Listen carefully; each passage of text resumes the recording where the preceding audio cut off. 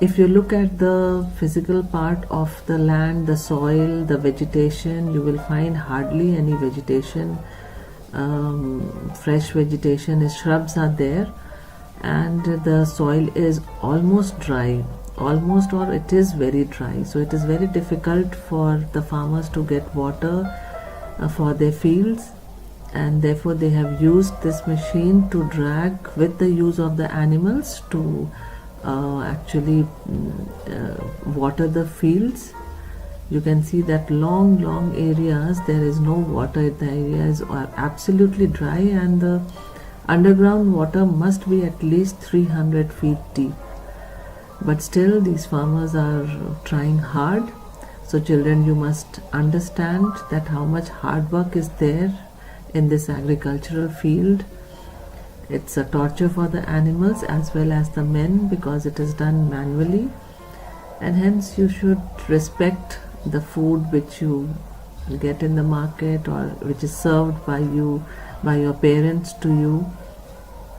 So it is when very disturbing, this kind of traditional methods of irrigation which is used, and many states use it, like the poor farmers especially, who do not have electricity bills to pay or buy machines, so they depend on it.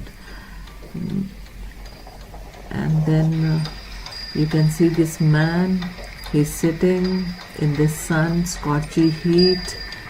See the state of the buffaloes also.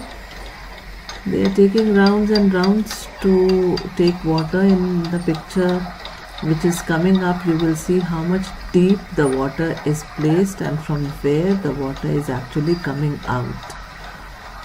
But looking into these problems only, the scientists and from India as well as the other drier parts of the world, they have invented the modern methods of irrigation, which uses less water and less time. It may be expensive, but then just look at this head, at the depth of the well.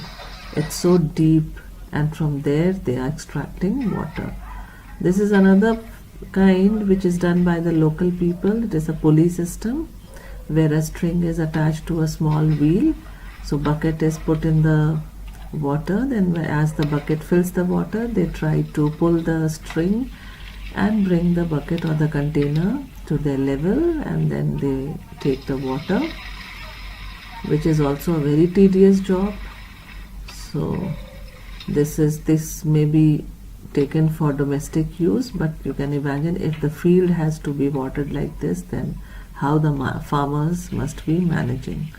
So the state of India, where rainfall, very little rainfall is received, drier areas, the situation is really bad.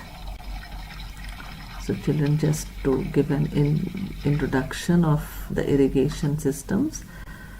And then they have to travel a long distance, these women, to go home and use this water. It is not enough.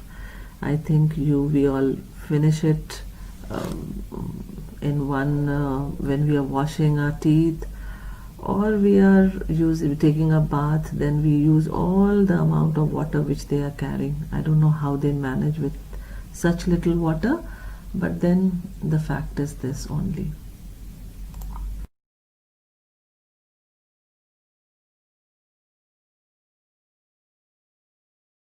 Irrigation is used wherever rainfall is either inconsistent or does not provide enough natural water to grow crops. It's estimated that about half of the world's land is irrigated.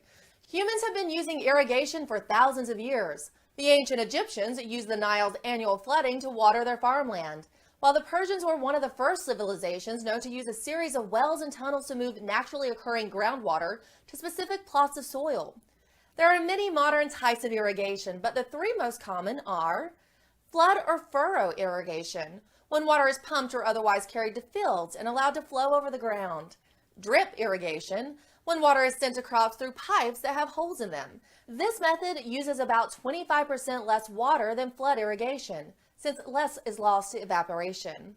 And spray irrigation, in which water is pumped through pipes at high pressure through a nozzle.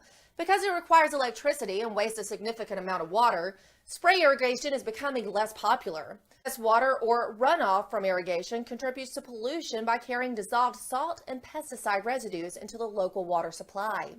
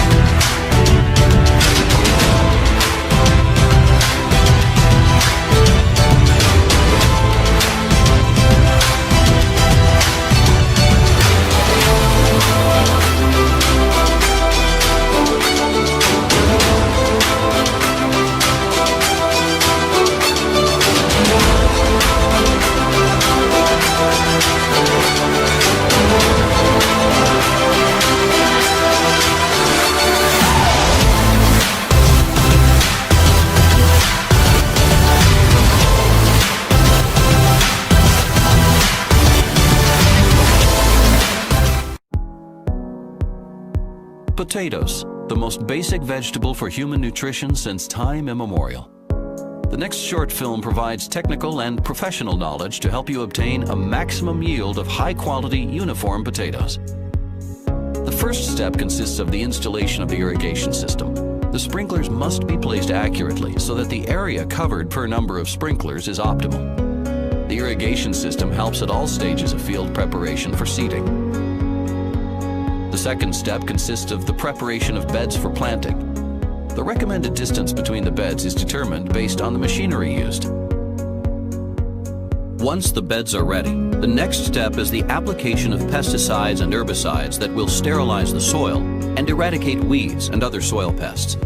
Sprinkler irrigation during this stage allows the pesticides to sink further into the soil, an objective that cannot be achieved with drip systems. Now the infrastructure is ready and we can start planting the tubers. Irrigation is carried out twice a week throughout the season, based on the weather conditions and the soil type. Precise irrigation with the sprinklers helps to maintain the uniform size and quality of the bulbs. The system is reliable, no clogging, and low filtering requirements. Easy to assemble, disassemble, and operate. High portability. The sprinkler type and flow rate is determined based on the field conditions and climate.